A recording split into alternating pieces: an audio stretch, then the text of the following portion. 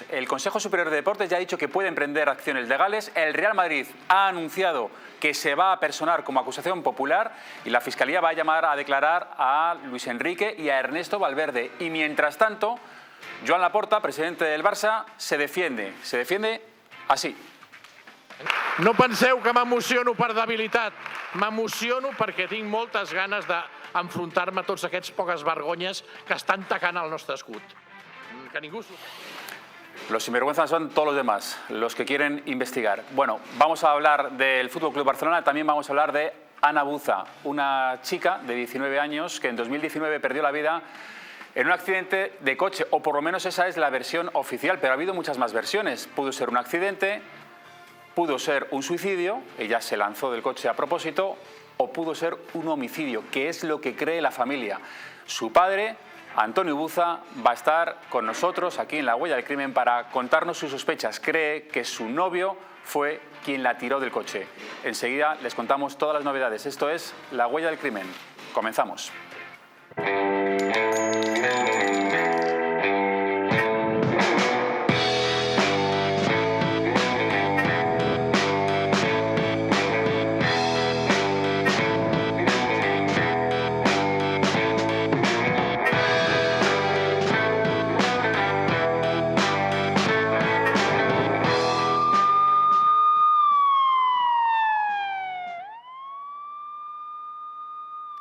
¿Qué tal? Muy buenas, bienvenidos a La Huella del Crimen. Hoy para hablar de todos los temas tenemos a un policía, un abogado y un periodista.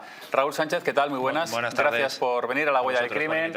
Jorge Vázquez, Miguel Sánchez, gracias a los tres por estar en este programa. Enseguida abordamos todas las novedades de esa corrupción del Fútbol Club Barcelona, presunta corrupción con esos presuntos pagos al vicepresidente del Comité Técnico de Árbitros, a Enrique Negreira. Pero antes les quiero anunciar que tenemos un teléfono móvil para que ustedes se comuniquen con Distrito TV. Es el 669-728-673. Mandan quiero información por WhatsApp a ese número, al 669-728-673, y nosotros les damos toda la información acerca de esta cadena. Y además ya saben que nos pueden seguir en todas las redes sociales, en Twitter, en Instagram y en Facebook. Solo hay que seguir a Distrito TV. Ahora sí, vamos con las novedades acerca de lo que es sin duda el mayor escándalo en el fútbol de la historia. Sin lugar a dudas, esos presuntos pagos del Fútbol Club Barcelona al que fuera vicepresidente del Comité Técnico de Árbitros, a Enrique Negreira, pagos por valor de 7 millones de euros, según se han publicado y según cree la Fiscalía, que se realizaron esos pagos para obtener de alguna forma los favores de los árbitros. El Consejo Superior de Deporte ya ha anunciado, José Manuel Franco, ha mostrado su preocupación. Ha hablado del descrédito para el deporte y el fútbol español y ha pedido al presidente del Barça, Joan Laporta, que se explique, que lo aclare absolutamente todo. Mientras tanto, la Fiscalía, ya saben ustedes que ha denunciado al Barça como persona jurídica, ha denunciado a Bartomeu y a Sandro Rosell, expresidentes del Barça, como personas físicas. Y además, este domingo en Junta, el Real Madrid, que de momento no se había pronunciado y extrañaba bastante, pues ha aprobado en la Junta Extraordinaria celebrada este domingo que se va a personar como acusación particular porque piensa el Real Madrid que es uno de los perjudicados, evidentemente, si realmente se demuestra que el Barcelona pagaba al Comité Técnico de Árbitros para, bueno, de alguna forma obtener el favor de los árbitros. Vamos a ir poco a poco, porque es verdad que hay muchas noticias, vamos a ir poco a poco desgranándolas. Antes quiero una opinión de mis colaboradores. Sí, a ver, Raúl. En primer lugar, a mí me parecen vergonzosas, ¿no?, las declaraciones que ha hecho el presidente del Barcelona, Joan Laporta, acusando a aquellos que critican precisamente al Barcelona, llamándoles de sinvergüenzas, ¿no? O sea, a mí me sorprende principalmente que no haya dado hasta ahora ningún tipo de explicación cuando sale en televisión o en medios de comunicación, precisamente. Se te escucha un poco mal, Raúl. Ahora te arreglamos el sonido y seguimos. Jorge. Bueno, pues es un tema jurídicamente apasionante. Ahora tenemos oportunidad de comentarlo, porque entiendo que la catalogación del delito como de actividad o como de resultado sin duda va a ser importante y crucial para el devenir del procedimiento. Luego lo comentamos si quieres. ¿Y Miguel? Bueno, yo opino lo mismo. Está comenzando ahora el tema. Parece ser que el fiscal pues ve administración desleal y falsedad o corrupción en de los negocios en el ámbito deportivo. Yo lo que sí que veo que realmente puede ocurrir que tenga poco recorrido judicial. Si no encuentran a un testigo directo de que haya cobrado cantidades por amañar algún partido, va a ser difícil que esto a nivel judicial salga para adelante. Luego, si quieres, lo tratamos un poco más en profundidad. De acuerdo. Hablaba Raúl precisamente de la respuesta de Laporta. Se va estrechando cada vez más el cerco. La Fiscalía pide que declaren ahora a los entrenadores, Valverde y Luis Enrique. Enseguida escuchamos algunas de las declaraciones que ya han hecho los dos míster, pero vamos a escuchar cuál fue la reacción de Joan Laporta. És esta. No penseu que m'emociono per debilitat. M'emociono perquè tinc moltes ganes d'enfrontar-me a tots aquests poques vergonyes que estan tacant el nostre escut. Que ningú s'ho pensi que és per debilitat. Se emociona Laporta, dice que no es por debilidad, se emociona porque lo que tiene es ganas de luchar contra todos los sinvergüenzas que están de alguna forma increpando y afeando la actitud del club durante todos estos años. Lo cierto es que la Fiscalía sospecha que se pagó 7 millones de euros a esa empresa que pertenecía a Enríquez Negreira y que además Enríquez Negreira iba retirando en efectivo hasta 550.000 euros con una tarjeta. Y de ese dinero ya no se sabe nada. Claro, la Fiscalía y Hacienda además, que también está detrás de ese dinero en efectivo, evidentemente, porque es mucho dinero, 550.000 euros, dice, ¿y dónde iba a parar? Porque los gastos de los árbitros ya los sufraga la Federación. No hace falta sacar dinero en efectivo para nada. Cuando un árbitro va a un hotel, cuando un árbitro tiene que trasladarse, eso corre a cuenta de la Federación.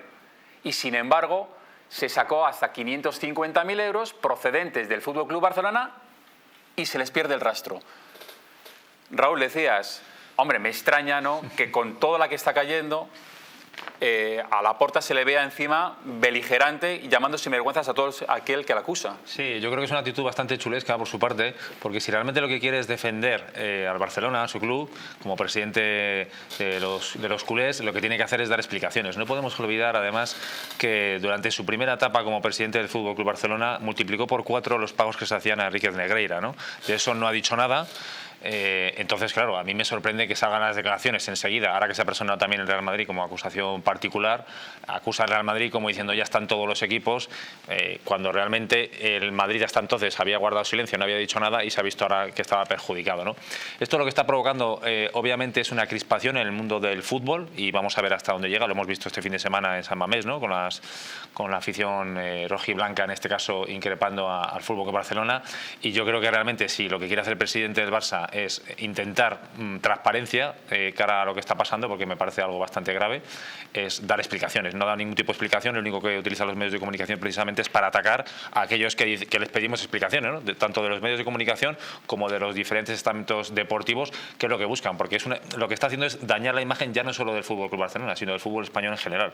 De hecho, la UEFA y la FIFA están ojo a visor a ver qué está pasando, porque puede haber, tenemos los antecedentes de la Juventus, por ejemplo, ¿no?, que fue descendido a la segunda división italiana, y vamos a ver qué pasa con el Barcelona. Sí que es verdad que ha habido algunos delitos que han prescrito precisamente por la nueva ley de deporte, que han pasado más de 3 años, pero vamos, que Laporta, tenemos en cuenta cómo es su actitud en los últimos años, lógicamente no nos sorprende a los que seguimos el fútbol durante estas décadas, y me parece vergonzosa la actitud que está teniendo, en vez de ser transparente con todo lo que está pasando, atacar a los medios de comunicación y a todo aquel que cuestiona la veracidad de su actitud. Claro, Laporta lo que comunicó hace unas semanas fue: hemos abierto una investigación independiente para ver qué es lo que ha ocurrido, cuando él era el presidente. Como decía Raúl, él fue el que además aumentó los pagos a Negreira, es decir, que sabe perfectamente qué es lo que estaba ocurriendo. Y la idea que quieren transmitir es, bueno, es que pagos a los árbitros siempre se hace, o por lo menos a estamentos independientes, para que nos den informes acerca de cómo arbitran los árbitros, cómo, si sacan muchas tarjetas, si se les puede hablar, si no se les puede hablar, si hay que tener cuidado o no. Pero claro, una cosa es, como hacen todos los clubes, contratar a un organismo independiente, y otra cosa es contratar a los árbitros en sí, que es lo que estaba ocurriendo, ¿no? Creo que es donde está el quid de todo esto. Efectivamente, realmente ahí es donde está el quid de la cuestión, porque imaginemos cualquier equipo puede recabar información sobre un árbitro que va a pitar un partido, igual que lo pueden hacer con el equipo contrario, si el lateral izquierdo corre mucho por la banda y el árbitro lógicamente dice, oye, tener cuidado con este, puede haber un informe que sería perfectamente legal, tener cuidado con este, que solamente por mirarle os saca tarjeta. Eso yo creo que estaría perfectamente dentro de la normalidad porque lo puede hacer cualquier club. Otra cosa ya, lo que huele realmente mal es que sea el vicepresidente de los árbitros el que se dedique a eso con una empresa a nombre de su hijo. Eso es lo que huele mal. El otro tema, el pago, que hay pagos en B, lógicamente es otra cosa que debe de investigar pues Hacienda, y si hay ahí un delito de blanqueo. Sí, pero es que una cosa lleva a la otra, ¿eh? Sí, efectivamente. De hecho, todo surge, la investigación surge por Hacienda. Por Hacienda, aquí esto, yo lo comparaba con el caso de Al Capone, ¿no? Al Capone no había que le metiera mano hasta que le metió mano precisamente a Hacienda por blanqueo de capitales. Y aquí pasa igual. Nadie sabe nada hasta que Hacienda se entera de que hay una serie de pagos y que una de las dos partes no ha declarado, porque por el 347, cuando hay que juntar las facturas, una de ellas no ha declarado esas facturas. Ahora ya empieza a investigar y empieza a tirar de ese hilo. Hay dinero en efectivo que sale de las cuentas de esta empresa de Negreira y no se sabe dónde va a parar, y además ahora se investiga y saben también, según ha podido publicar el Confidencial, de que el Barça utilizaba hasta 7 sociedades para estos pagos. Es decir, que intentaban de alguna forma camuflar los pagos, porque cuando intentas camuflar algo es porque sabes que no estás haciendo las cosas del todo bien. Es cierto, pero también es cierto que a mí de este tema lo que me chirría es que el Barcelona quiera cometer una irregularidad y sin embargo haga pagos no en B, sino en factura, y además trate de declarar esas facturas como gastos en el impuesto de sociedades, que es, como bien dices, cuando saltó la liebre, ¿no? Entonces eso es lo que me chirría a mí de todo esto, ¿no? Que una entidad que va a hacer algo tan atroz desde el punto de vista penal y futbolístico, que es, entre comillas, tratar de influir en la competición a través de compra o recomendaciones arbitrales, y que haga unos pagos a un vicepresidente de árbitros y lo haga con facturas. Eso a mí me llamaba penalmente mucho la atención. De hecho, si yo tuviera que defender a Barcelona... Metía como gasto a lo mejor y se grababa el IVA. Claro, eso es lo que ha saltado, pero meter como gasto un pago a una empresa regentada por el vicepresidente del comité de árbitros, pues no es muy normal. Entonces el Barcelona esto lo que hace es ponerlo sobre la mesa como que es normal. Yo desde luego, si fuera la defensa o el abogado del Barcelona, para mí sería un pilar importante en mi defensa. Mire usted, yo no quiero ocultar esto porque lo estoy declarando, incluso me lo quiero desgravar, porque estoy consciente de que no cometo ninguna irregularidad. Yo iría por ahí. Otra cosa es avanzar un poco más en el asunto, lo que comentaba al principio respecto a si estamos en un delito de actividad o de resultado, que para mí esto es la clave sin duda jurídica del procedimiento. Y además esto ya lo despachó el Tribunal Supremo hace años con el tema Osasuna, que recordemos con el tema de las comisiones por ganar y demás, y ahí se pronunció sobre el delito de corrupción futbolístico, digamos, y estableció que era un delito de actividad.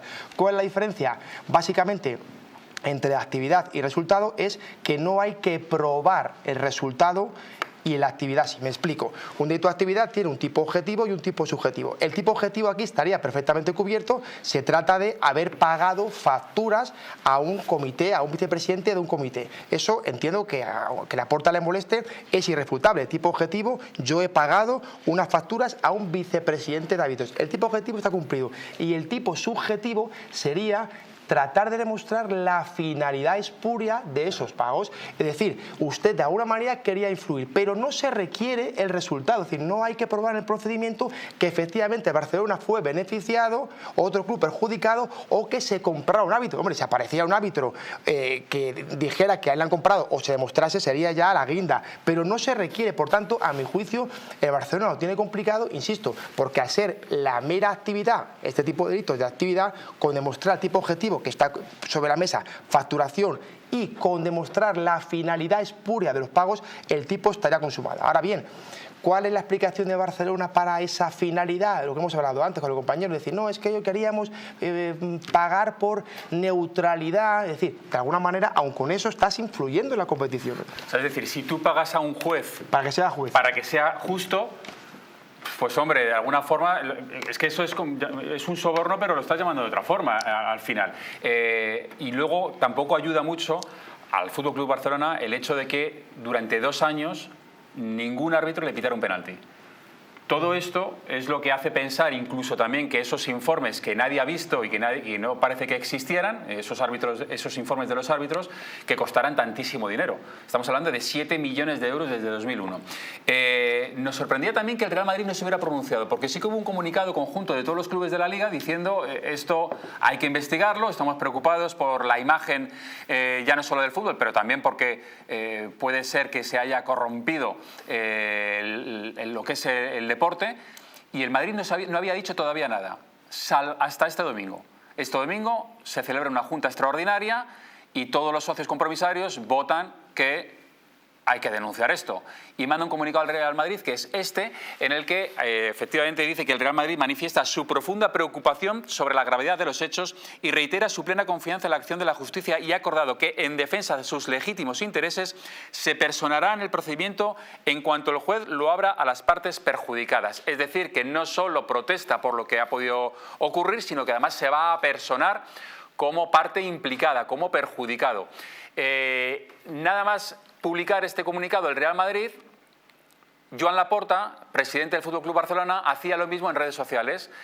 Él publicaba un tuit en el que expresaba esto que van a ver, diciendo, bueno, pues ya estamos todos, ya sabía que se iban a apuntar al carro otros más, pues nada, pelearemos y tendrán que rectificar. Eso es lo que dijo Joan Laporta en ese tuit. Pero de aquí en adelante, esto no ha hecho más que empezar, vamos a seguir viendo, seguro, un desfile de declaraciones. La Fiscalía, Raúl, ya ha pedido que vaya a declarar como testigos a algunos de los entrenadores que formaron parte de esa época del club, como es Luis Enrique, el ex seleccionador, y el actual entrenador del Athletic Club de Bilbao, Valverde, Ernesto Valverde. Sí, efectivamente. Este fin de semana, más precisamente, hacía unas declaraciones a Ernesto Valverde. Le preguntaban, uno de los periodistas decía que cuando estaba como entrenador del club, que si él tenía constancia de que hubiera algún tipo de pagos por parte del club a los árbitros, ¿no?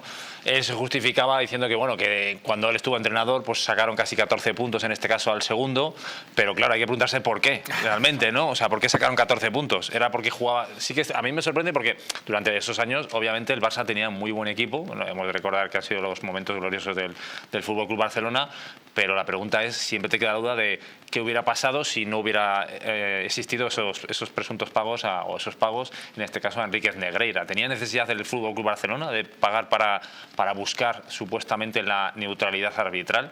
Y luego, en el caso del Real Madrid, hombre, sorprendía que no estuviera, teniendo en cuenta que habían estado todos los equipos de la Liga, en este caso, habían firmado un comunicado hace unos días precisamente pidiendo explicaciones al FC Barcelona y denunciando este tipo de hechos. Se hablaba precisamente, además, de que el Madrid no quería unirse, en este caso, al comunicado, porque podría interesarle más la Superliga que estaban montando, en este caso organizando con el FC Barcelona, que era uno de los principales artífices, y que estaba mirando más precisamente por esa finalidad que por el hecho de buscar la verdad, ¿no? Y obviamente el Madrid tenía que estar ahí, pues porque aparte de que pueda sentirse perjudicado como club, lo que se está precisamente poniendo en duda es la honradez del fútbol español, ¿no? Teniendo en cuenta además que puede ser sancionado por parte del FC Barcelona, la UEFA y la FIFA. Veremos a ver qué pasa. Luego también, por otro lado, las declaraciones que hacía Joan Laporta, las primeras declaraciones que hacía cuando salió todo esto, diciendo que qué casualidad que justo sale ahora cuando el FC Barcelona va primero en la Liga sacando varios puntos al Real Madrid. Entonces, siempre hay alguna excusa. Si va mal, ¿por qué va mal? Si va bien, ¿por qué va bien? O sea, y luego encima tenemos la duda de que por parte de los estamentos políticos, algunos políticos del gobierno decían que ya, o se intuye que ya sabían este tema, y que eso es otra lista política también que hay detrás, ¿no? Porque no podemos olvidar que el Partido Socialista, el gobierno, está apoyado por un partido independentista como puede ser Esquerra Republicana de Cataluña, y precisamente el Barça ha sido muy prolífico durante los últimos años en fomentar precisamente lo que es el proceso independentista, que al final se mezcla lo deportivo también un poco con lo político detrás, ¿no? No podemos olvidar estas dos aristas. Hablabas de Ernesto Valverde. Precisamente este domingo juegan en San Mamés el Barça y el Athletic Club, sin estar exentos de polémica arbitral, también te digo, en los dos goles, en el Barça, en el anulado al Athletic Club. Este domingo que viene, clásico, Barça-Madrid, a Masinri. todas las vista puesta seguro en el árbitro. Pero ¿qué es lo que va a decir Ernesto Valverde cuando le llamen a declarar? Hombre, él ya le han preguntado en alguna rueda de prensa y dice que lo de los informes que casi ni los recuerda. Le escuchamos. No recuerdo.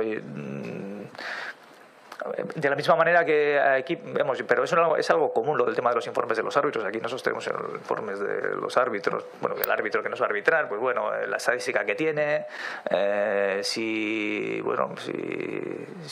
pues ese tipo, alguna apreciación que nos hacen, pues si en los últimos partidos cuando hemos arbitrado, qué es lo que ha ocurrido, si hemos ganado, si hemos perdido, o si lleva un ratio de victorias más del equipo local, visitante, en fin, o si sacan más tarjetas, en fin, cosas de estas, pero normales. Yo generalmente van siempre, son informes que llegan sobre Ion Azpiazu, que yo a veces lo miro, me comenta algo Sendoa por encima, pero y en Barcelona yo recuerdo que ni los miraba y no sabía ni que existían. Pero fíjese lo que dice, ¿eh? Son informes que lo hacen todos los clubes, que se encargan para saber cómo te van a arbitrar el colegiado que te va a tocar ese fin de semana. Claro, lo hacen todos los clubes, pero repetimos, lo hacen con organismos independientes. No lo hacen pagando al mismo árbitro, al vicepresidente del Comité Técnico de Árbitros, al que designa a los árbitros. No se paga a eso, se paga a alguien que te asesore. Eso por un lado. Segundo, dice que él no suele mirar esos informes. Es decir, que el Barça pagaba 7 millones de euros para unos informes que los entrenadores no miran porque les tiene sin cuidado. 7 millones de euros tirados a la papelera. A lo mejor otro entrenador sí lo miraba, pero Valverde dice, yo la verdad es que casi ni los miraba. Y luego al final del todo dice, yo no los miraba, creo que no existían, o dice, no los miraba, pero existían. O sea, es decir, encima hay una contradicción. Quiero que lo escuchemos claramente, lo que dice al final del todo. Escuchen. Normales. Yo generalmente van siempre, son informes que llegan sobre Ion Azpiazu, que yo a veces lo miro, me comenta algo Sendoa por encima, pero y en Barcelona yo recuerdo que ni los miraba y no sabía ni que existían. Dice, los miraba y no sabía ni que existían. Hombre, si los mirabas existían. ¿Cómo que no sabías que existían? Si los estabas mirando. Es que hay una contradicción ahí un poco. El intentar echar balones fuera a veces, te metes en unos embolados que es mejor decir las cosas como son. Porque si no, ¿esto qué es? ¿Existen o no existen? ¿Los mirabas o no los mirabas? ¿Valían o no valían? ¿7 millones de euros por un informe que no valía? Raro, ¿no? Sí, es raro, pero vamos, huele mal el tema. Pero yo insisto en lo de antes. El tema, jurídicamente, habría que buscar a un árbitro que haya cobrado. Bueno, o al menos que hayan intentado la compra. Mientras no haya eso, el tema de informes, la empresa parece ser que estaba en nombre de su hijo, no era directamente con Negreira. Yo no voy a defender aquí al Barcelona, lógicamente, porque esto el tufo le da. Pero hay que esperar a ver qué profundidad tiene esto, porque a lo mejor no es tanto como aparenta, porque habría que mirar ahora, imaginemos, vamos a revisar ahora todos los años los puntos que haya podido ganar de una manera fraudulenta. Yo creo que es demasiado ahora meterse en revisar y bueno, hay que esperar a ver qué pasa. Habrá que hacerlo, es decir, sí, hombre, habrá que hacerlo, pero si hay indicios de que anulamos las ligas, si anulamos las ligas ganadas. Pues si se demuestra. Si se demuestra, bueno, sí, hay antecedentes. Que ha habido corrupción, hay antecedentes. Yo me imagino que habrá que retirar esos títulos. A lo mejor puede ser una de las decisiones. Cuando un ciclista. Sí, efectivamente, Armstrong 7 Tour que le quitaron. Se haya dopado durante tanto tiempo, le quitan todos los títulos. Oiga, usted esto lo ganó de forma fraudulenta. Ya ese palmarés se te retira. Pues si el Barça ha ganado 6, 7 ligas y se demuestra, evidentemente hay que investigarlo. Pero si se demuestra que ha sido pagando a los árbitros, pues habrá que retirarle todos los títulos. Como bien decía el letrado, con la mera proposición de decir vamos a amañar un partido, ya estaría cometiéndose el delito, por lo menos en grado de tentativa. Pero habría que demostrar que se han comprado algún partido concretamente para demostrar que la liga o el campeonato fue adulterado. Bueno, es que esto todavía es muy incipiente. Claro, efectivamente, ¿no? Muy incipiente. Sí, está todo por ver y todo por desarrollar, pero yo insisto, esto se me ocurre un ejemplo malo, pero a lo mejor se entiende bien. El delito de conducción bajo bebidas alcohólicas es un delito de riesgo y de mera actividad. O sea, actividad, sí. a ti no te meten en prisión o te sienten en un juez solamente por tener un accidente, no. Es que usted ha creado un riesgo sobrevenido por beber y eso es lo que se castiga. Usted ha bebido, usted tiene el tiempo consumado. Aquí pasa algo similar, insisto, y esto lo cataloga así el Tribunal Supremo, no lo digo yo.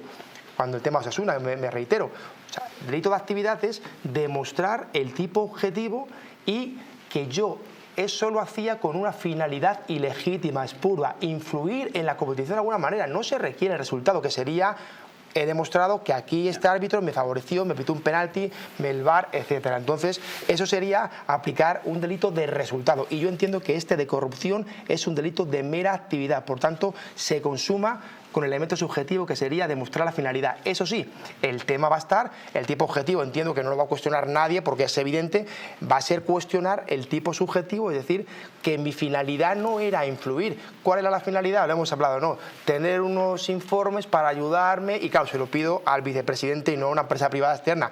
Lo va a tener complicado, pero insisto, yo creo que a lo mejor acaba saliendo algo, pero para mí no es decisivo ni mucho menos el resultado. Marcos Aladro es periodista deportivo, nos está escuchando. Marcos, ¿qué tal? Muy buenas. Muy buenas tardes, ¿qué tal? Pues estamos hablando de estas últimas novedades en torno a la presunta corrupción del FC Barcelona. La Fiscalía va a llamar a declarar a Luis Enrique y a Ernesto Valverde. Decía nuestro abogado Jorge Vázquez que, hombre, que a lo mejor es complicado demostrar la finalidad espúrea de esos pagos. ¿Crees que se está acorralando cada vez más al Barça o tiene una salida y va a ser difícil poder imputarle al final un delito de corrupción? Bueno, desde luego, es verdad que soy periodista, yo en lo que es asuntos judiciales me cuesta mojarme porque no llego hasta ese punto, pero es cierto que sí todas las instituciones se están mojando. Por ejemplo, la última ha sido la del Consejo Superior de Deportes, con José Manuel Franco, que ha decidido que se van a personar, o sea, el gobierno se va a personar a través de ellos, ya que, como dijo él en televisión, es un pago muy exagerado que no se hace por nada. O sea, no pagas al vicepresidente de los árbitros una cifra tan exagerada por nada, como estaban diciendo en el Barcelona. Entonces, de momento, ¿qué va a hacer el Consejo Superior de Deportes? Ellos van a esperar, porque están pendientes de que el juzgado de instrucción, en este caso el de Barcelona, el número 1, que es el que está a cargo del caso, admita a trámite esa denuncia que ha emitido la Fiscalía. Decía Miguel Sánchez, nos decía, hombre, aquí va a ser importante el hecho de que salga o no salga algún árbitro diciendo a mí me intentaron comprar. Va a ser clave en todo esto, pero de momento los árbitros no se han pronunciado demasiado, ¿no?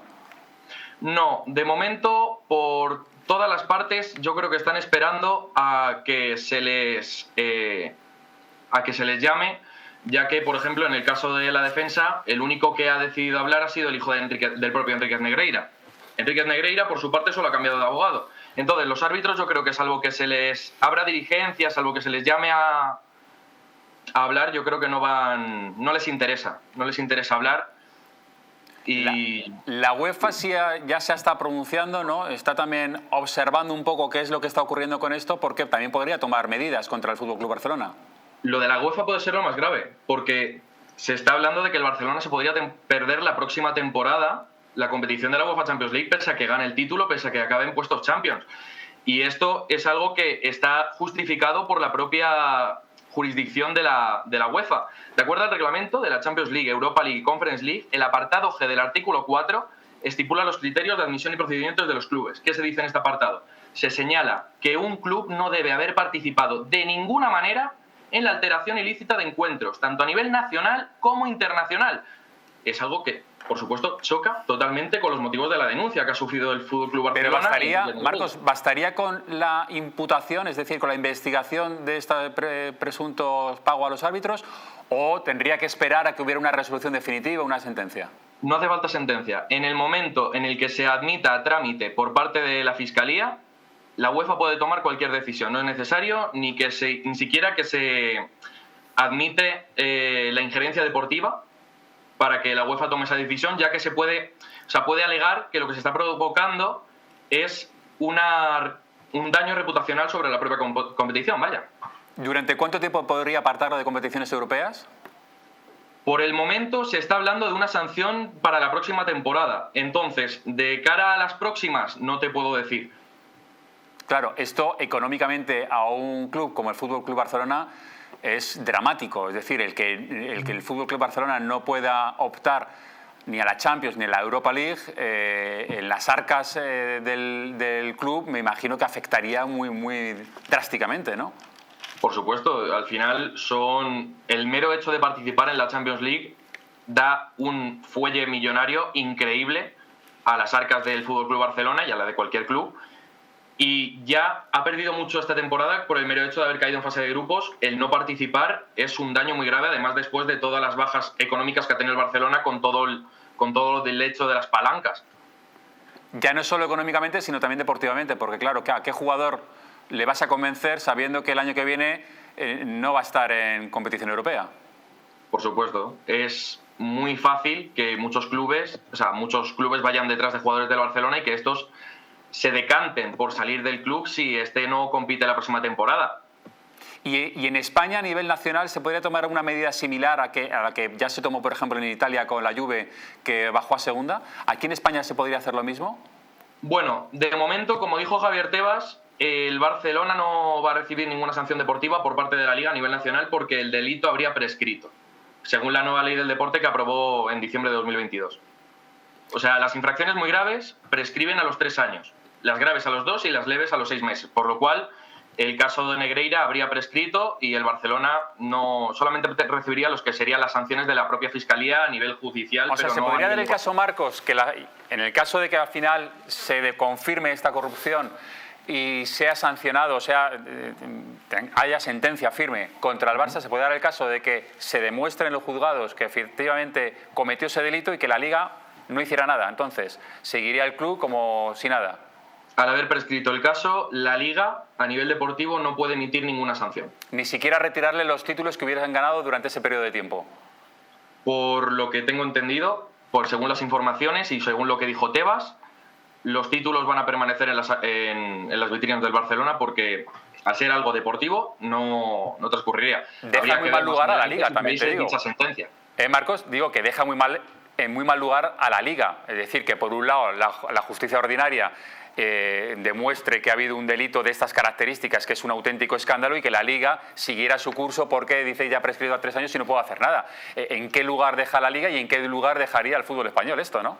Desde luego es una mancha. Desde luego es una mancha. Igual que la UEFA eliminaría al Barcelona precisamente por ese daño reputacional, en la Liga, que encima no se podría emitir esa sanción debido a la ley del deporte, es algo mucho más grave, porque es algo que va a manchar mucho nuestra imagen, la imagen del deporte español, sobre todo, bueno, en este caso únicamente el del fútbol, a nivel internacional. Al final, estos últimos años, junto con la liga inglesa, ha estado la disputa entre cuál es la mejor liga del mundo.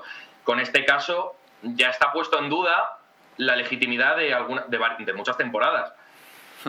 Marcos Aladro, muchísimas gracias. ¿Perdón? Marcos, nada, que te decía que muchísimas gracias por atendernos y por contarnos un poco las novedades de este caso. Gracias. Muchísimas gracias a ti. Un abrazo, hasta luego. Vamos a continuar con más temas y también con más datos acerca de esta presunta corrupción del FC Barcelona. Vamos a escuchar, por ejemplo, lo que ha dicho Xavi al respecto y otras declaraciones. Se hará después de publicidad. Hasta ahora. El pueblo pide justicia por la muerte de Ana Buza. No fue un suicidio. Un atropello de manera intencionada. ¿Se investigó lo suficiente? Hoy, en La Huella del Crimen.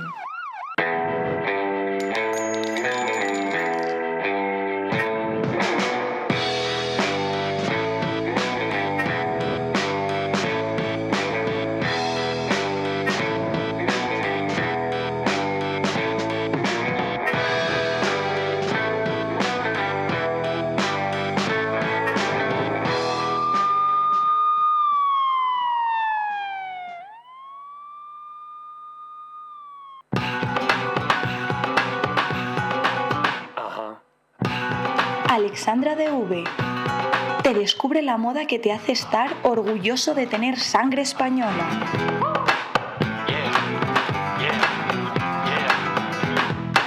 Estilo y moda con orgullo de patria. Visita la web alexandradv.com.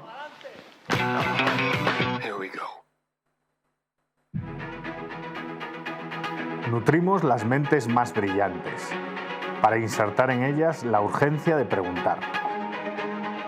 Y es que en hacer las preguntas adecuadas está la posibilidad de recorrer nuevos caminos. La palabra imposible no es parte de nuestro vocabulario. Investigamos, proponemos, transformamos. Aprendemos con una visión global. Esta es la diferencia entre la UFM y cualquier otra. La academia es el vehículo, pero no el destino de lo que hacemos. Estas no son simples palabras. Llevamos 50 años actuando. ¿Tienes alguna pregunta? Llega el antiasfixia. ¿Sabías que en España mueren 1.900 personas al año por asfixia durante un atragantamiento? Más de 5 muertes al día. Estas muertes se pueden evitar. ¿Alguna vez has tenido un atragantamiento o has visto a alguna persona que lo tenga? Ese momento tan angustioso es solucionable de una manera fácil y sencilla. Con el antiasfixias de Protege tu Vida. Tan solo tienes que colocar la boquilla en la persona que se haya atragantado, empujar y tirar hacia arriba. Con eso vamos a sacar ese cuerpo extraño. Si quieres más información, llama al 973 0101 y allí te diremos todo lo que necesitas. Llame ahora al 900-730-101 y consiga el antiasfixia. El antiasfixia protege tu vida. Naturhaus es el mejor método para perder peso de forma saludable y sin pasar hambre. Desde la primera visita, una asesora te enseñará a cambiar tus hábitos hasta alcanzar tu peso perfecto. Lo conseguirás gracias a complementos alimenticios a base de extractos naturales y platos deliciosos. Apúntate ya en tu centro Naturhaus más cercano y online a través de naturhaus.es. Naturhaus, 30 años de experiencia en nutrición y dietética. Hotel Las Dunas, un lugar mágico en el corazón de la Costa del Sol. En primera línea de mar, situado en un oasis de armonía, tranquilidad, enfocado en la salud y bienestar de nuestros huéspedes. Desconecta del estrés y la monotonía del día a día. Estancias con programas exclusivos y personalizados de salud, rejuvenecimiento y control del peso. Elegancia y bienestar junto al mar, sin renunciar a la actividad y la vida saludable. Descubre Las Dunas Hotel Health and Spa, el más exclusivo de toda la Costa del Sol.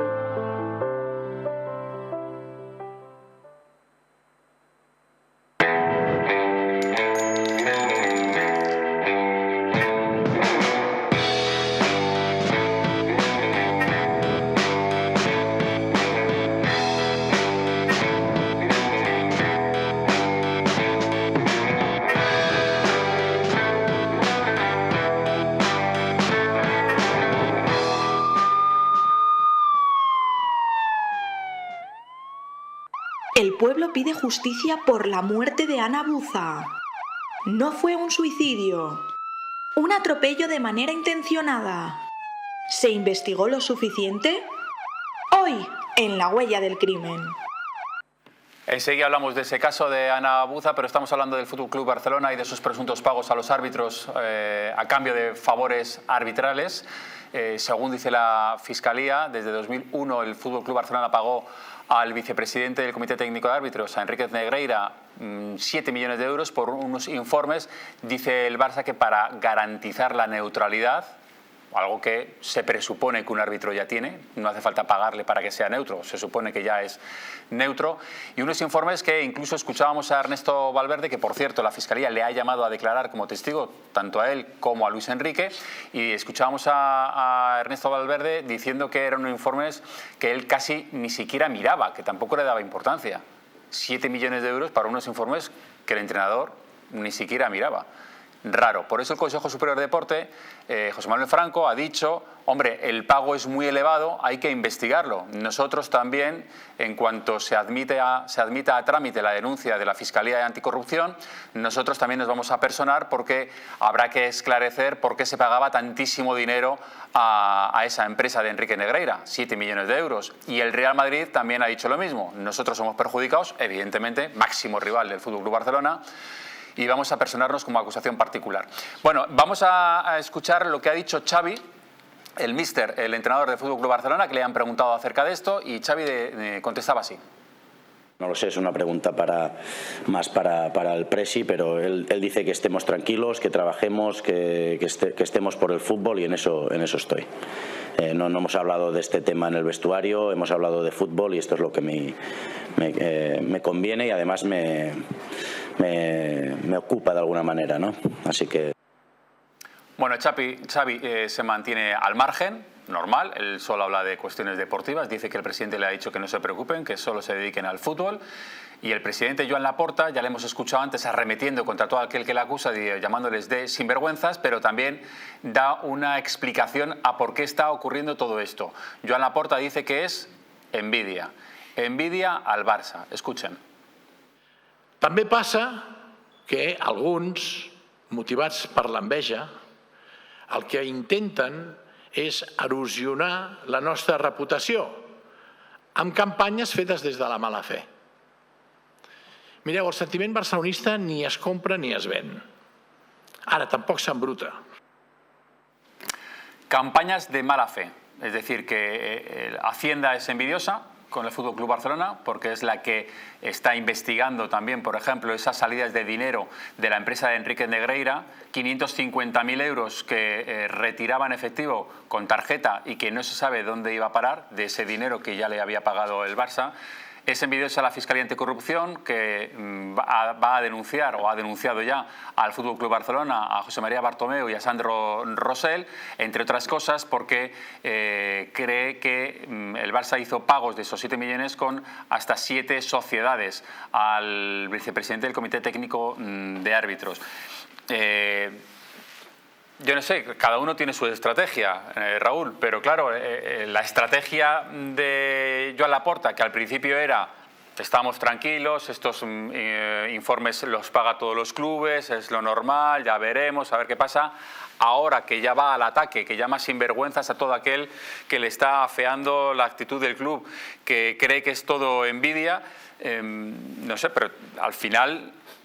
Hay muchos datos, ¿no?, de esta investigación. Sí, cada día van saliendo datos nuevos desde la presidencia del Fútbol Club Barcelona y desde el Gabinete de Comunicación. Si creen que realmente un buen ataque es, o sea, lo mejor es atacar ante una buena y devolver el ataque, creo que no es precisamente la mejor actitud, ¿no? Si el Barça considera, que el otro día, por ejemplo, decía las declaraciones Javier Tebas, presidente de la Liga, que el Barça pudo haber sido estafado en este caso por Enrique Negreira, ¿por qué el Barcelona a lo mejor no ha puesto una denuncia contra Enrique Negreira? Yo es la pregunta que me hago, ¿no? Esa es una de ellas. Y luego, por otro lado, si considera el Fútbol Club Barcelona que estos pagos eran normales, ¿por qué los ha ocultado durante todos estos años? Es decir, si ellos consideran que estos pagos eran, bueno, pues de alguna manera informes arbitrales normales, ¿por qué no lo hemos sabido y han pasado casi 30 años desde que se iniciaron estos pagos con Josep Lluís Núñez?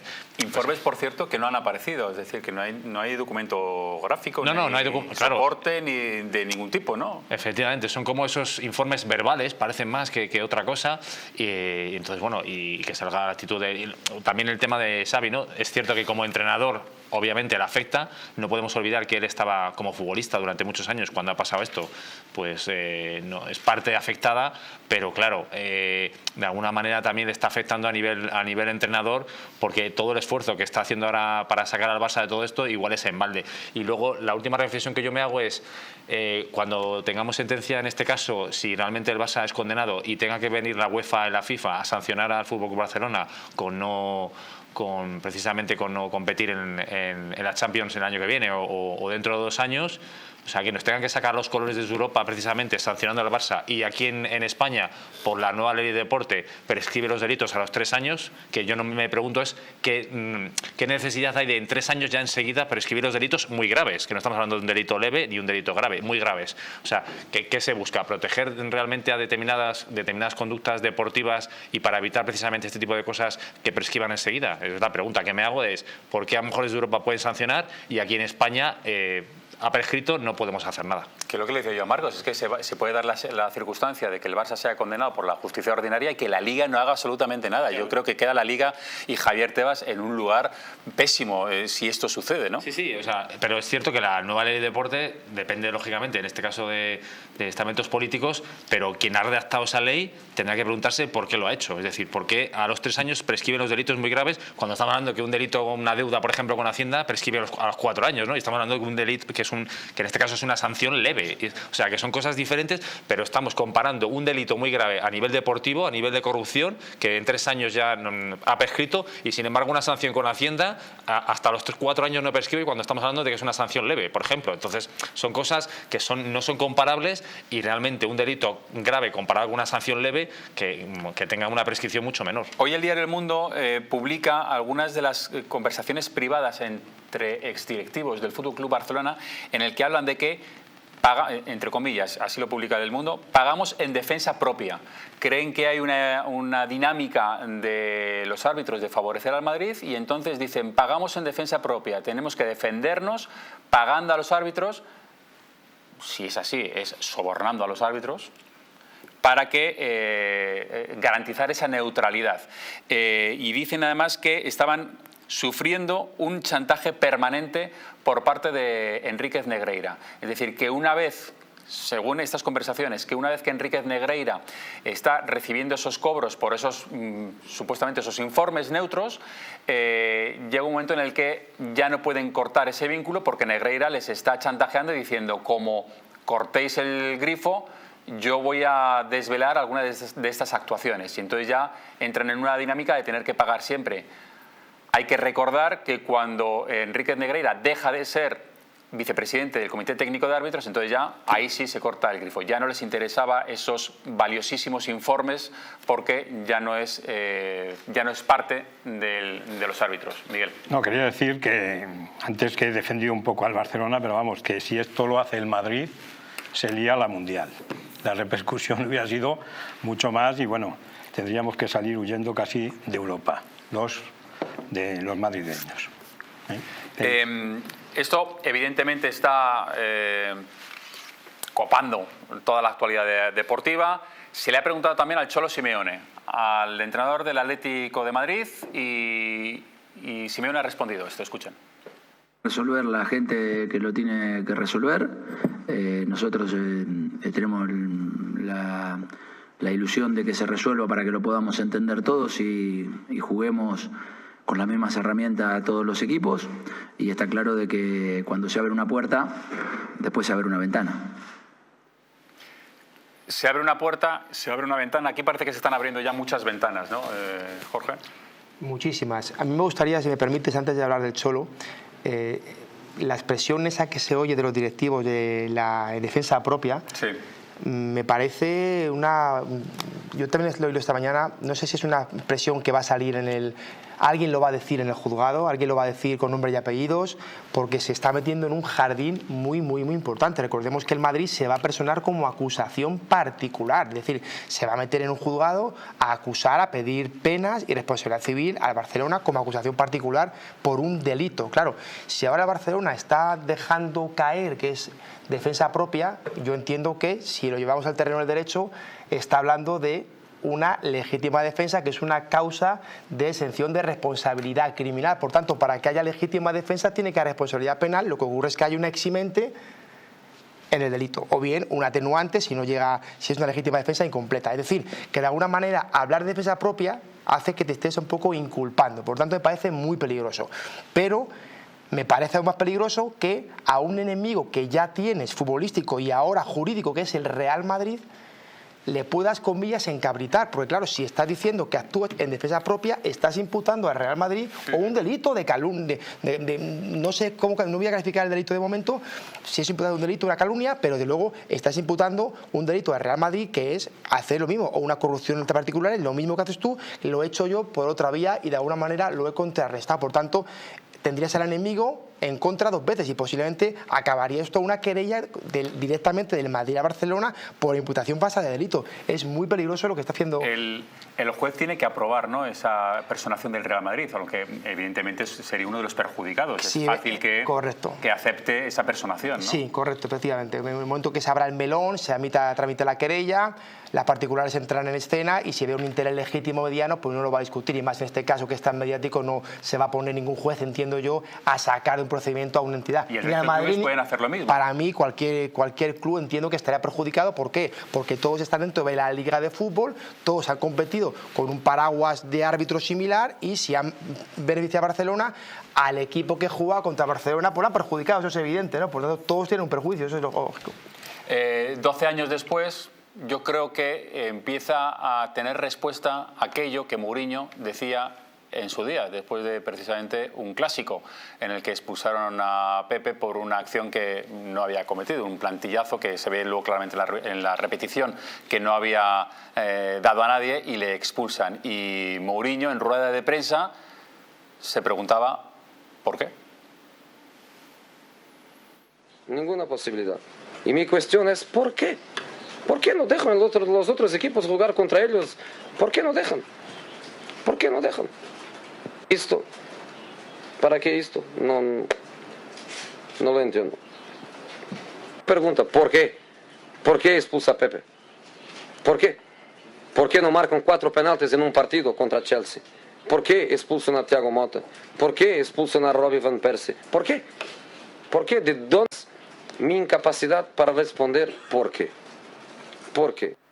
Decía, espero que algún día alguien me conteste, pues a lo mejor tiene la respuesta en breve. En breve, sí. Además es que, claro, ahora la hemeroteca pueden salir muchas declaraciones como la que hemos visto ahora de Mourinho. Es decir, si vamos a empezar a analizar durante todas las ligas que hemos tenido en los últimos años determinadas conductas arbitrales en determinados partidos para que el Barcelona, en este caso, ganara, porque al final lo que se ve realmente es que hay un objetivo económico, es decir, si tú ganas la Liga, eso te va a permitir llegar a Europa y conseguir mayores ingresos, es decir, todo tiene una finalidad, ¿no? Lo hacían evidentemente para eso, porque no podemos olvidar que para poder competir a nivel deportivo, pues tienes que estar en Europa, eso está claro. Y luego, por otro lado, si dice el Barcelona ahora mismo que declara que se ha sentido víctima de un chantaje, ¿por qué no ha denunciado el chantaje durante estos años? Es decir, que ha tenido que esperar a que saliera a la opinión pública para decir, no, me siento chantajeado. O sea, el Barcelona tiene un argumento ahora mismo muy pobre con las declaraciones que están haciendo los diferentes directivos, sobre todo principalmente Joan Laporta, pues porque no sabe por dónde tirar. Es decir, está tirando, yo creo, están intentando matar moscas a cañonazos, como quien dice, porque realmente tiene una defensa muy pobre y no sabe ahora mismo por dónde tirar, pues porque cada día van saliendo informaciones nuevas. Está la incertidumbre de si en algún momento algún árbitro podrá decir sí, yo recibí instrucciones por parte de Enrique Negreira, en este caso, aunque haya prescrito ya, de favorecer al Fútbol Club Barcelona, que vamos a ver si en algún momento puede salir o no, pero esto para el Barcelona va a ser un golpe en la línea de flotación. No podemos olvidar además que el Barcelona ahora mismo estaba inmerso en una financiación precisamente para construir el nuevo Camp Nou, es decir, para reformar, igual que ha hecho el Real Madrid con el Santiago Bernabéu, y están los fondos de inversión paralizando precisamente esta operación a ver cómo evoluciona todo. Es decir, ya no solo es a nivel deportivo lo que pueda pasar, ¿no? Es decir, es a nivel económico lo que pueda pasar a lo largo de los años para el Fútbol Club Barcelona. Bueno, pues veremos qué es lo que ocurre. Todos los días hay una novedad en este caso, se las iremos contando. Ahora vamos a hablar de Ana Buza, una chica de 19 años que en 2019 perdió la vida en lo que a priori, según las investigaciones, parece que fue un accidente de tráfico. Ana Buza iba con su novio, ella iba, el novio conduciendo y ella iba en el asiento de atrás. Y en un momento dado hay un accidente y ella acaba muriendo por las heridas. Bueno, al principio cuando se investiga parece que es un accidente. Después de las declaraciones del novio, la investigación se torna a que pudo ser un suicidio, es decir, que Ana Buza abre la puerta del coche en un momento dado del recorrido, van a 117 kilómetros por hora y se lanza a la carretera y acaba muriendo, pero la familia cree que no se ha investigado del todo bien. Cree que pudo ser un caso de violencia de género. De hecho, este fin de semana el pueblo de Carmona, que es donde ocurrió, de donde eran la pareja, pide que se haga justicia, quiere que se llegue hasta el final, que se investigue bien este caso, porque lo que piensa la familia es que el novio abrió la puerta para lanzarla o que la había dejado y que el novio la atropelló mientras ella iba andando por el arcén. Se está investigando. Ahora mismo la investigación cree o queda en que fue un suicidio de Ana Buza, pero hay muchas dudas. Hay muchas dudas que les vamos a ir contando poco a poco.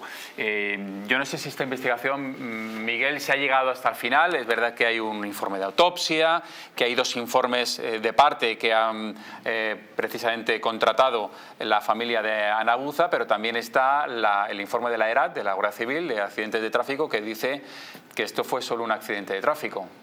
Bueno, yo pienso que humanamente es comprensible que los padres pues intenten ahora, por de alguna manera, pues averiguar o intentar cambiar la versión, pero para mí está bastante claro. La Guardia Civil, el informe que hace, dice que es un suicidio, que ella abre la puerta y se lanza. Lo dicen los médicos forenses que realizan la autopsia, dicen que las lesiones son incompatibles con un atropello.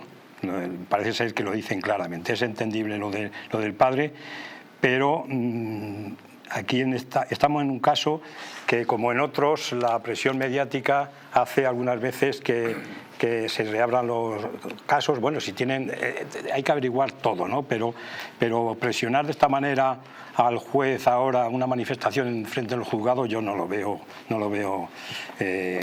bien, porque estamos ante un caso que, lógicamente, 2 peritos ahora abren ¿y qué van a decir los peritos si están contratados de parte? Pues posiblemente no tienen por qué, pero vamos, van a dar razón a quien les paga, lógicamente.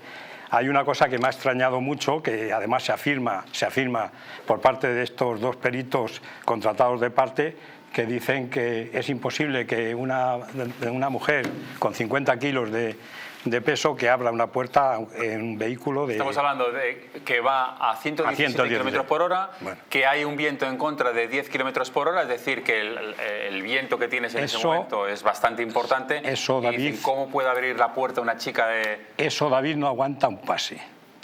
Hay que tener en cuenta, una persona en un grado de excitación no abre esa puerta, abre esa puerta y la de un todoterreno con muchos más kilos. Hay que tener en cuenta que en un estado de excitación la fuerza se multiplica por varios. Yo he visto personalmente niñas de 7 u 8 años en una habitación levantar a hombres de 80 kilos de peso. Y yo estaba ya al mando de la operación y decía, voy a tener que llamar a un cura para que haga un exorcismo, porque era una fuerza descomunal. También están las versiones del novio, que no ha dado una, ni ha dado 2, ha dado 4 versiones diferentes, que enseguida las vamos a ver, y vamos a hablar además con Antonio Buza, que es el padre de Ana, que es quien quiere que se investigue hasta el final. Después de publicidad, hasta ahora.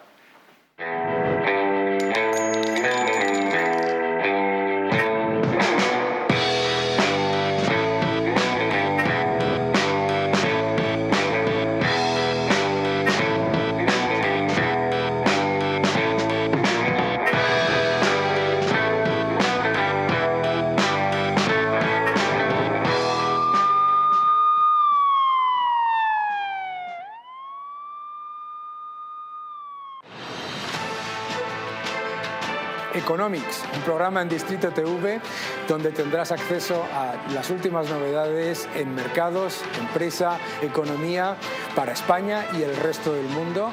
Un programa de economía hecho por economistas en Distrito TV todos los martes a las 21 horas. No te lo pierdas.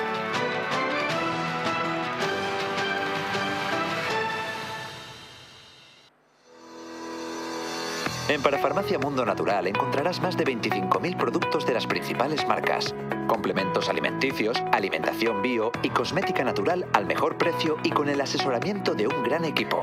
Además, regalo seguro por compras superiores a 70 euros. No lo dudes. Visítanos o haz tu pedido en el 914460000 y en parafarmaciamundonatural.es. Hotel Las Dunas, un lugar mágico en el corazón de la Costa del Sol. en primera línea de mar, situado en un oasis de armonía, tranquilidad, enfocado en la salud y bienestar de nuestros huéspedes. Desconecta del estrés y la monotonía del día a día. Estancias con programas exclusivos y personalizados de salud, rejuvenecimiento y control del peso. Elegancia y bienestar junto al mar, sin renunciar a la actividad y la vida saludable. Descubre las Dunas Hotel Health and Spa, el más exclusivo de toda la Costa del Sol.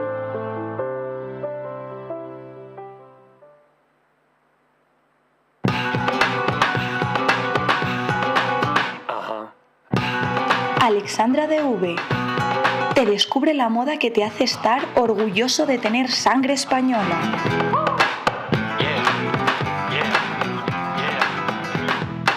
Estilo y moda con orgullo de patria. Visita la web alexandradv.com.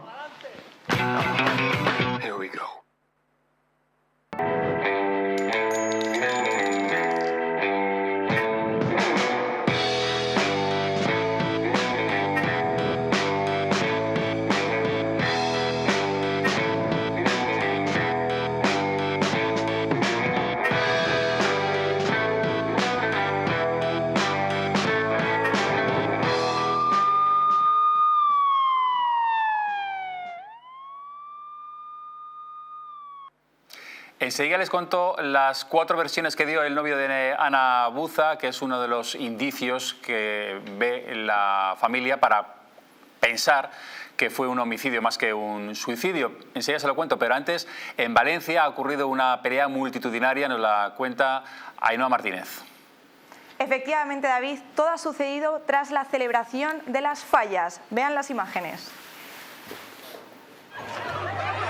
Eso ha sucedido en mitad de la ciudad. Ahí veis cómo golpean a un hombre, le deja prácticamente cao. De hecho, al principio, cuando llegó la ambulancia, parecía que tenía la mandíbula rota. La víctima fue asistida por los servicios sanitarios y trasladada al hospital, pero se encuentra con un traumatismo cráneoencefálico. Son bastante duras las imágenes, la verdad. Seguimos. El rapero sudafricano Costa Rich, de 28 años, murió tras colapsar mientras actuaba en un festival. Ahí ahora vais a ver cómo se desploma al suelo. Son bastante duras. Empieza a convulsionar. Finalmente todo el equipo va a ayudarle. Se lo llevan, pero por desgracia termina falleciendo.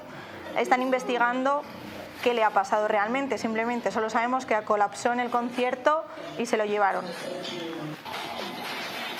Y seguimos. El incidente consistió en una pelea entre 2 camioneros. Ahí estáis viendo, uno le lanza un martillo, el otro con una barra, empiezan a golpearse.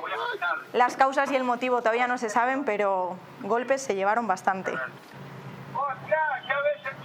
Ahí llega otro trabajador que intenta separarles, pero claro, tiene miedo de que le golpeen a él también. Y a continuación vean a lo que se ha tenido que enfrentar esta pobre joven en Sevilla. Escuchen y vean las imágenes. Asco, das asco. Que ahora te vas, ¿no? Asqueroso, ahora te vas, ¿no? Una joven le grabó al hombre mientras la perseguía y se masturbaba. Ahora lo vais a ver. Lo hemos pixelado, evidentemente. Pero ahí en medio de la calle se ponía a masturbar mientras pues perseguía a las chicas. Y este hombre, lejos de amedrentarse porque le estaban grabando, pues prosigue con esa actitud. Además, en otros mensajes resulta que afirma que es la 3ª vez que ocurre algo similar en la misma zona de Valencia, o sea, de Sevilla. Vale, llévatelo ya. ¿No? Sí, por favor. Que ya hemos visto suficiente, me parece asqueroso. Gracias a Ainhoa por mostrarnos estas imágenes impactantes. Yo le quiero preguntar a nuestro abogado, a Jorge Vázquez, si esto es constitutivo de algún delito, porque claro, que una persona vaya por la calle masturbándose. A ver, el artículo 185, si no recuerdo mal, el Código Penal castiga el exhibicionismo con menores e incapaces. Entonces, en principio, la conducta es atípica, pero yo creo que tiene un reproche administrativo más que penal. O sea, son una sanción económica, como mucho. Un expediente, efectivamente, con su contradicción, acabará en sanción, pero penalmente no se me ocurre porque el exhibicionismo y la provocación, si no recuerdo mal, es con menores e incapaces. para que sea punible. Pues la verdad es que hay algo mal ahí, yo creo, porque que una persona pueda hacer esto y al final solo sea una pequeña sanción. Bueno, son casos que se dan bastantes veces en comisaría y la conducta es atípica, no es punible. Penalmente, como ha dicho el abogado, en todo caso sería... La persona que está sufriendo eso, porque este está... No, es que tiene que ser, está claro que tiene que ser ante menores o incapaces. Esta persona está masturbándose, viendo a una chica, siguiendo a una chica, da igual. Pero si es mayor, da igual. Claro, pero eso es una pregunta, ¿eso se puede considerar algún tipo de acoso? Porque claro, si va persiguiendo a una chica masturbándose... Hombre, ahora ya con la reforma podría ser, pero vamos, si está lejos el acoso no existe. Tiene que ser reiterado y que realmente se sienta acosada. Si está lejos, el exhibicionismo por sí y delante de mayores es impune, no tiene reproche penal. Otra cosa es el administrativo, que puedan imponerle una multa, pero en todo caso sería una multa pues como de tráfico o como y depende de la normativa de cada o del reglamento de cada sitio. No, yo incluso a lo mejor en la Ley de Seguridad Ciudadana, la Ley de Seguridad Ciudadana puede estar penada esta conducta como actos impropios o alguna historia, pero penalmente lo que es un atestado policial en comisaría, yo he tenido estos casos y digo, mira, que no, porque el juez nos va a decir que si estamos un poco tontos. Bueno, pues vamos a seguir hablando del caso de Ana Buza. En 2019 esta chica de 19 años murió, perdió la vida cuando circulaba en coche con su novio. Su novio es quien conducía, ella iba en el asiento trasero y en un momento dado pues acaba perdiendo la vida porque se supone, según las primeras investigaciones, que ella se quita la vida, que se lanza, abre la puerta y se lanza a propósito a la carretera y acaba perdiendo la vida por las heridas. La familia no está nada de acuerdo. Este fin de semana ha habido incluso una manifestación en Carmona para que se haga justicia, para que se investigue hasta el final. La familia cree que pudo ser un caso de violencia de género, es decir, que su novio fue quien realmente la apeó del coche y la atropelló. Es verdad que hay informes de la Guardia Civil que dicen que no, que fue un suicidio, que fue algo que no hay indicios de criminalidad. El padre no lo cree así y, entre otras cosas, porque el chaval, en el momento que pierde la vida Ana Buza, da 4 versiones diferentes que les voy a contar. Y esto es una de las cosas que más le llama la atención a la familia. ¿Por qué cambia de versión hasta en 4 ocasiones el novio de Ana Buza? Les cuento, además son totalmente diferentes las versiones, son antagónicas. La primera versión que él da cuando llega la Guardia Civil al lugar del accidente es que se les había cruzado un animal. Se les cruza un animal, él tiene que pegar un volantazo y en ese accidente es cuando pierde la vida su novia, Ana Buza, que recordemos que él dice que va en el asiento de atrás, no va de copiloto porque, según su declaración, habían dejado a su padre en su casa hacía unos pocos minutos y por eso ella iba en el asiento trasero. Pero cuando llega la Guardia Civil y le presiona un poco y le dice, esto lo has hecho tú, esto has tenido algo que ver, entonces él cambia de versión y la segunda versión que da es que se despista porque mira por el retrovisor a Ana, que como decimos estaba en el asiento trasero, y al mirarla por el retrovisor a Ana, pues se estrella con el quitamiedos de derecho. El coche se va al quitamiedos y acaba produciendo el accidente que le provoca la muerte a Ana Buza. A eso a las 4 de la mañana, cuando llegan los padres, que ya les han llamado para decirles lo que había ocurrido, la madre de Ana Buza habla con él, habla con el novio. Estamos en mitad todavía del accidente, 4 de la mañana, Guardia Civil por todos lados, y va a hablar con el novio y le dice, ¿qué es lo que ha sucedido? ¿Qué es lo que ha pasado? Y entonces él dice que Ana se ha tirado en marcha por una discusión que había tenido con su padre por las notas. Había sacado malas notas, había discutido con su padre y entonces Ana decide quitarse la vida. Algo totalmente diferente a lo que había contado en la primera versión. Y además le dicen, eso es imposible. Ana Buza sacaba muy buenas notas, era una estudiante excepcional, de sobresaliente, así que no ha podido tener esa discusión. Y entonces vuelve a cambiar otra vez la versión y dice que la discusión con su padre no había sido por las notas, sino que había sido por temas económicos, que había sido por dinero. 4 versiones en un periodo de tiempo muy corto y que no tiene nada que ver una cosa con otra. Claro, la familia dice, entonces, ¿por qué? cambia de versión. ¿Qué está ocultando? Si realmente ha sido un accidente, desde el primer momento dices, bueno, pues se nos ha cruzado un animal, y luego a lo mejor te puedes equivocar en que si el animal es más grande o más pequeño, si tiene los cuernos más grandes o más pequeños, pero de ahí a si les ha cruzado un animal, a que ha habido una discusión con sus padres por dinero, hay un trecho muy importante, y eso es uno de los indicios que dice la familia: oiga, este hombre no está diciendo la verdad, algo tiene que ocultar. Creen además que había habido episodios previos de malos tratos. Creo que hay un informe incluso psicológico de una psicóloga que acredita que ella, Ana Buza, ya se había quejado de malos tratos, de que su novio era una persona controladora, manipuladora.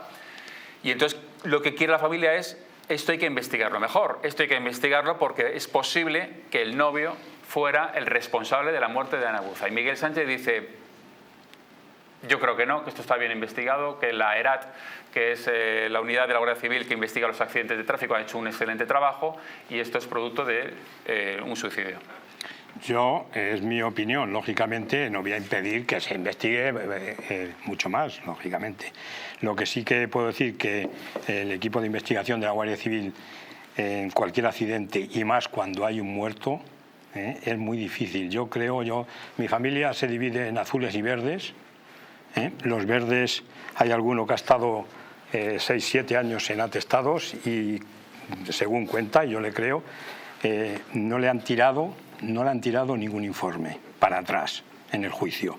Hombre, algunos le pueden haber cuestionado, lógicamente, pero realmente es donde nos podemos fiar, en el atestado que hace la Guardia Civil, más que en las manifestaciones que estábamos comentando antes, porque esas manifestaciones creo que son previas, se las dicen al Guardia Civil que llega primero, luego pero cambia... ¿Antagónicas, Miguel? O sea, es decir, sí, en un momento... desde que se me ha cruzado un animal hasta que ella se ha tirado voluntariamente, es que es tan diferente... Bueno, yo no estoy en contra de que se investigue, lógicamente, cuanto más mejor, pero el que diga una cosa y diga al contrario en un momento de estrés no es tan difícil, no es tan difícil. Yo pienso que lo que hay que hacer es fiarse y, sobre todo, y más que ya el informe de la Guardia Civil, sino hay dos forenses que examinan el cuerpo, lógicamente hay una autopsia y dicen que las lesiones son incompatibles con un atropello. Eso es ciencia pura. Otra cosa ya es, el padre lógicamente hace bien en que se investigue y que se vuelva a tomar declaraciones y que se vuelva a llamar al novio, pero yo creo que en el momento de elaborar el atestado de la Guardia Civil y trasladarlo al juez va con todo lujo de detalles, con todas las medidas. En un atestado donde hay un muerto, la Guardia Civil no deja nada suelto, o procura no dejar nada suelto.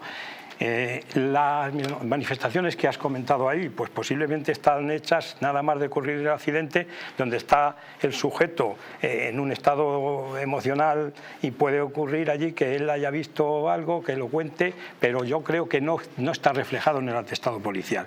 Los hechos son, yo creo que bastante claros en el sentido de que hay dos informes forenses donde dice que no hay posibilidad de que las lesiones sean por un atropello, luego el informe de la Guardia Civil que mantiene lo mismo, y lo de los peritos no vamos a dudar de ellos, ¿no? Pero los peritos, si están contratados de una parte, lógicamente quien paga... 36 horas después se archiva el caso, es decir, que muy poco tiempo después del accidente se archiva.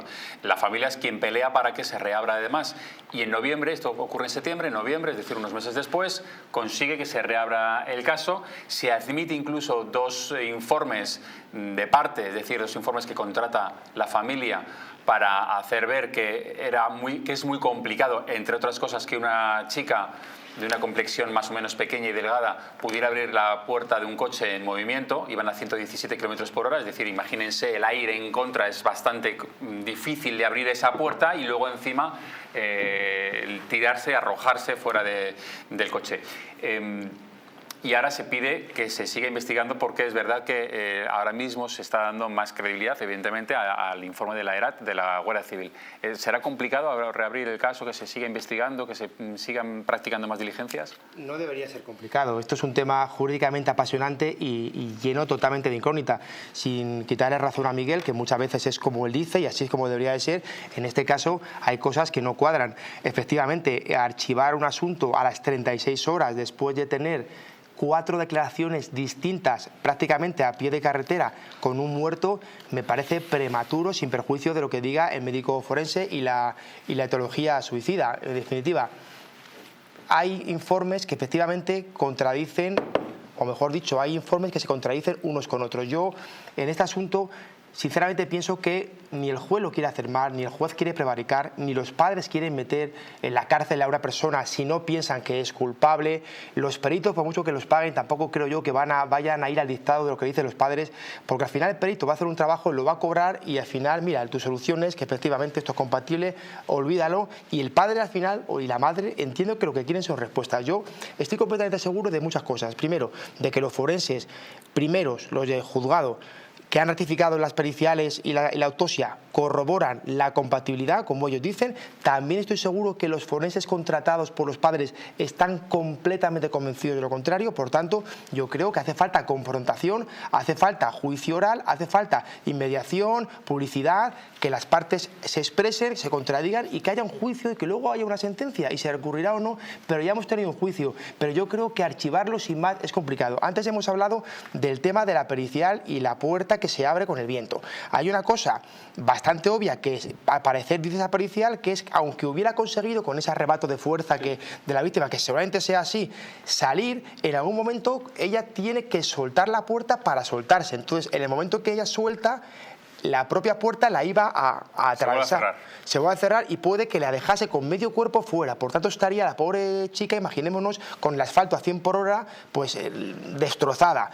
Es decir, son cosas que se tienen en cuenta la pericial y que eso lo ha dicho un perito y que contradice a otro perito. Pues no será bueno que eso lo llevemos a un juicio oral e investiguemos. Hay muchísimas cosas raras en este asunto. Insisto, estoy convencido que la juez instructora lo archivó porque consideró que tenía que archivarlo, porque lo vio clarísimo, seguramente el fiscal lo mismo, pero otra cosa es que la familia no tenga derecho a seguir investigando, a seguir recabando información, pruebas, y que esto se rehabla y que se les escuche. Insisto, en el juicio oral está para eso, para debatir, para contradecir, y luego habrá una sentencia y si es inocente, pues lo es, pero si es culpable, pues que le dé la oportunidad a la familia de tener su... Totalmente. Hay un informe que había contratado la familia que habla precisamente de la compatibilidad de que Ana Buza se fractura los 2 fémures, las 2 piernas, y eso es compatible con un aprisionamiento entre el coche y el quitamiedos.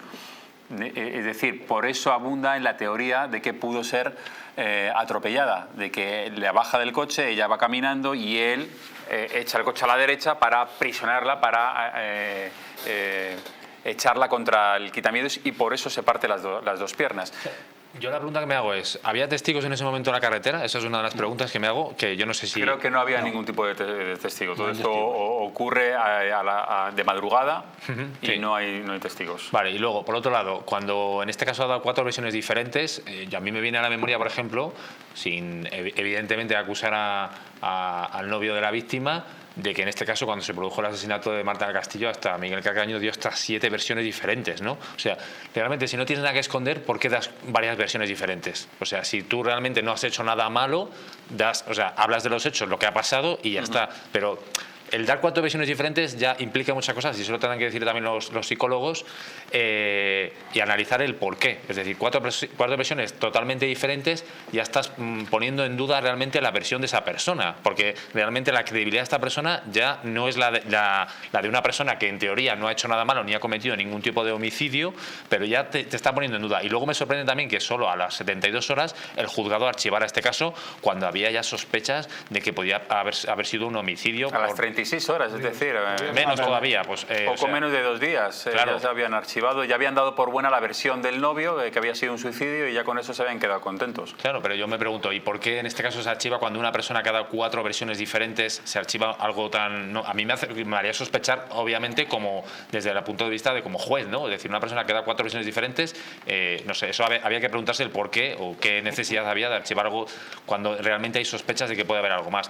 Yo entiendo que se reabra el caso precisamente porque obviamente la familia quiere saber la verdad, cuando además hay indicios de que pudo haber un caso de violencia de género o de maltrato por parte del novio, y más teniendo en cuenta cuando estamos hablando de 2 personas jóvenes y tenemos antecedentes, desgraciadamente, en España, de que ha habido más crímenes, en este caso de personas que han matado a sus parejas, que han intentado esconder o, en este caso, decir otra versión diferente para salir impunes, y yo creo que esto, bueno, va para largo y veremos a ver, porque claro, también es cierto que cuanto más tiempo pasa es más difícil luego la investigación, porque claro, tú ahora ya no puedes recabar las pruebas en donde se cometió realmente el accidente, ¿no? El supuesto accidente, es decir, porque si hubiera sido de manera inmediata es mucho más fácil, pero el problema siempre lo dicen los criminalistas y en este caso la investigación policial, es decir, que cuanto más tiempo pasa en un posible crimen, más difícil es averiguar realmente lo que pasó. Hay que tener en cuenta que la familia en principio estaba de acuerdo no ponía objeción, ha sido después, ¿eh? En principio, en el tema del archivo de las actuaciones, la familia no puso objeción alguna, ha sido después. También es un detalle a tener en cuenta. No, pero Miguel, yo creo que también es después de que se dieran cuenta de que el novio había dado versiones diferentes. Al principio ellos no saben cuántas versiones ha dado. Las versiones esas, yo tengo duda que esas versiones consten en el atestado policial, porque entonces el juez no lo hubiera archivado tan pronto, ¿eh? Esas versiones no constan. Esas versiones yo creo que son de palabra únicamente del guardia que va el primero. Sí, es in situ, en el momento. No constan. El juez no tiene esas versiones, lógicamente, él lo ve claro, el informe, eso pues lo archiva. Lo archiva, yo supongo que de una manera provisional, pues porque la autopsia todavía no está. Cuando tenga la autopsia definitiva del cuerpo que realizan los 2 médicos forenses, lógicamente ya el archivo es definitivo. ¿Es así, letrado? Sí, además siempre el SP se pone siempre, se pone un SP y luego ya veremos. A ver, aquí lo que llama la atención además es que de las 4 declaraciones no es que sean matizables y se solapen unas con otras, sino que hay 2 que hablan de accidente y 2 que hablan de suicidio. O sea, es que no tiene nada que ver. O sea, es un accidente, muerte accidental o un suicidio, es que no tiene nada que ver. Por eso llama la atención 4 declaraciones tan contradictorias y, como dice Miguel, a lo mejor es que no están en el atestado, porque sí que es verdad que yo había leído que una fue incluso a pie de calle cuando a pie de calle. El agente además le ecuaciona un poco con esto ha sido tú, es cuando reiteradamente, ahí es cuando cambia la versión y habla del quitamiedos, es decir, que está como escondiéndose de la policía y da versiones en caliente. Es verdad que son declaraciones sin abogado, en la calle, que luego hay que ratificarlas en un juzgado con inmediación, oralidad y demás, pero no le damos la oportunidad a la familia que haga esas preguntas, esas contradicciones, pues entiendo cómo están los padres, ¿no? Bueno, pues ojalá que se siga investigando, que es lo que quiere la familia, y además yo creo que es lo que hay que hacer, investigar y saber qué es lo que ocurrió realmente, si fue suicidio o no lo fue. Lo que ya está claro, porque ya ha habido un veredicto, es en el caso de Francisco Javier Martínez, que estaba acusado de haber quemado viva a su madre, y el jurado popular, la Audiencia Provincial de Cuenca, ya ha dicho por unanimidad que es culpable. Escuchen. Jurados, por unanimidad encontramos al acusado don Francisco Javier Martínez Almonacid de causar la muerte de doña María Almonacid Delgado culpable. Por unanimidad, lo tenía clarísimo. Él intentó decir que no había sido, que no tenía nada que ver con el asunto, pero había muestras claras y pruebas científicas que demostraban que efectivamente había restos biológicos de Francisco Javier en las uñas de la madre, porque al principio se había intentado defender. La ropa que llevaba aquel día se analizó y tenía ya no solo el olor, sino también restos de hollín de la fogata que él encendió para quemar a su madre. Y lo que además sí que se quedó claro en el juicio es el informe de la autopsia, que decía que la madre no estaba muerta cuando la introdujo en esa hoguera, es decir, que todavía seguía viva y que agonizó ya quemándose, lo cual infligía mucho más sufrimiento, porque él intentó ahogarla con el método del mataleón, quedó inconsciente, él pensaba que ya había muerto y la quiso incinerar para deshacerse del cuerpo, pero todavía no había muerto. Vamos a escuchar ahora cuáles son los hechos probados de ese juicio. Escuchen. Por unanimidad, considerando lo siguiente. La víctima estaba viva, pero no consciente en el momento de morir, a causa del fuego, ya que se detecta que inhaló humo, signo de Montalti, y la tierra alrededor no estaba removida ni se encuentra tierra en las uñas. La víctima y el acusado se encontraban solos en la casa en el momento de los hechos. Al cerrar Sebastián todas las puertas con llave al salir de la casa y encontrarse abiertas sin forzar a su vuelta, se descarta que nadie ajeno a la propiedad entrara. Por motivos físicos, la víctima no pudo causarse la pérdida de conciencia de manera voluntaria, porque no se detectan sustancias tóxicas en la sangre de la víctima, ni desplazarse por motu propio al lugar de la muerte. Se encuentran fibras textiles compatibles con la ropa que vestía el acusado el día de los hechos en las uñas de la víctima, por lo que se declara que se defendió antes de perder el conocimiento. 25 años de cárcel es lo que pide la Fiscalía para Francisco Javier por haber asesinado, haber matado a su madre, Jorge. Sí, yo entiendo que sí, que lo que cabe es asesinato y en este caso la máxima pena no cabría, en mi opinión, prisión permanente revisable y además la máxima pena. Faltaría poder determinar un poco, no sé, en la sentencia cuando la redacte el juez, si realmente el tema de quemar a la mujer fue para asegurar la muerte o fue para asegurar su encubrimiento. Ya hablamos la semana pasada en este programa, la diferencia está en que si lo haces para deshacerte del cadáver y procurar que no te pillen, que lógicamente pues es un autoencubrimiento impune y si no sería un delito más de profanación del cadáver, pero no sabemos si el modus operandi fue realmente quemarla para asegurar la muerte o no. Eso imagino que estará en el atestado y en las autopsias y en fin. Parece ser que él creía que estaba ya muerta cuando y fue para intentar y la quema para deshacerse del cadáver. Lo que pasa es que según luego determinó la autopsia todavía no había fallecido la mujer y quema hasta el 90% del cuerpo. Miguel. Sí, el tema es, le meten el agravante de parentesco, no el agravante del tema de haberla quemado viva. Yo creo que aquí lo que estaba diciendo pues está bien catalogado, 25 años más 10 años de libertad vigilada cuando salga, si sale. Y luego lo curioso pues que parece ser que tiene que indemnizar a la hija, que es su hermana, que es su hermana y al marido. Que vamos, lo va a indemnizar si le meten en prisión, pues.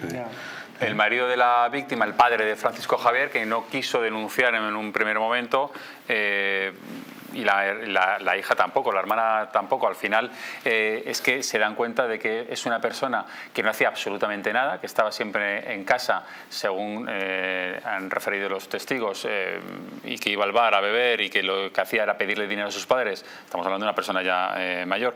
Y que en una de esas discusiones con la madre, porque no le daba más dinero, es cuando acaba asesinándola. Sí, desgraciadamente, bueno, tú comentabas bien, David, cuál era un poco la vida de este asesino precisamente, porque al final, bueno, ya hay sentencia firme. Y claro, una persona que no tiene oficio ni beneficio y cuyo único fin en este caso era que la madre le siguiera aportando en este caso una cantidad de dinero, y viendo que en un momento dado, claro, la madre a lo mejor le dice, pues no lo sabemos, ¿no? Pero probablemente le diría, hijo, ponte a trabajar, haz algo en tu vida, que tienes una edad ya precisamente pues para ser independiente, y lo que no puede hacer es estar viviendo toda la vida a costa de tu padre y de tu madre, y en un momento dado, encima de que esta persona lo único que la vida que tenía era de ir al bar a beber, pues a lo mejor con un problema de alcoholismo hizo que precisamente en un arrebato matara a su madre, ¿no? Pero también es verdad que ahí se ve una especie de premeditación, teniendo en cuenta que viendo que no había fallecido la madre con el método del mataleón, en este caso la quema precisamente pues para intentar encubrir los hechos, cosa que me sorprende en este caso también que no se ha condenado precisamente a prisión permanente revisable, pues porque es un asesinato execrable, es decir, que su único fin era matar a su madre, pues precisamente pues porque no le seguía dando dinero. Me recuerda precisamente a aquellos hechos desgraciados que que vivimos en los años 80 y 90, cuando había drogaditos en España precisamente pues a causa de la droga, en este caso, no que pedían a sus padres, pues cometían asesinatos precisamente por eso, ¿no? Porque tienen una dependencia, en este caso a nivel narcóticos y bueno, en este caso pues pueden ir por ahí los tiros. La defensa ha solicitado de 15 a 20 años, me imagino que por homicidio a lo mejor, o no sé exactamente cuál es la estrategia de la defensa. Seguramente querrá rebajar un poco las agravantes y meterlo en el terreno del homicidio, 10 a 15 años, antes que el asesinato de 20 a 25, seguramente va por homicidio. El hecho de que sea, como decía Miguel, asesinar a su madre también tiene un agravante, porque claro, no es lo mismo. Parentesco. Tiene un agravante de parentesco. Por eso es circunstancia mixta de parentesco que puede agravar o atenuar la responsabilidad criminal. En este caso parece obvio que la tiene que agravar, claro. Por eso la pena máxima. Creo que está bien calificado. Bueno, pues ha sido por unanimidad. Me imagino que cabrá recurso cuando salga la sentencia. Veremos a ver qué es lo que dice la defensa, pero seguro que Francisco Javier Martínez va a pasarse durante una buena temporada entre rejas por haber acabado con la vida de su madre y luego haber quemado su cuerpo. Aunque él pensaba que estaba muerta, todavía seguía con vida. Hemos llegado al final. Muchísimas gracias, Raúl, por estar en este programa de La Huella del Crimen. Gracias, Jorge. Gracias, Miguel. Gracias también a ustedes por estar ahí un día más. Mañana volvemos, como siempre, aquí en La Huella del Crimen. Les esperamos. Hasta mañana.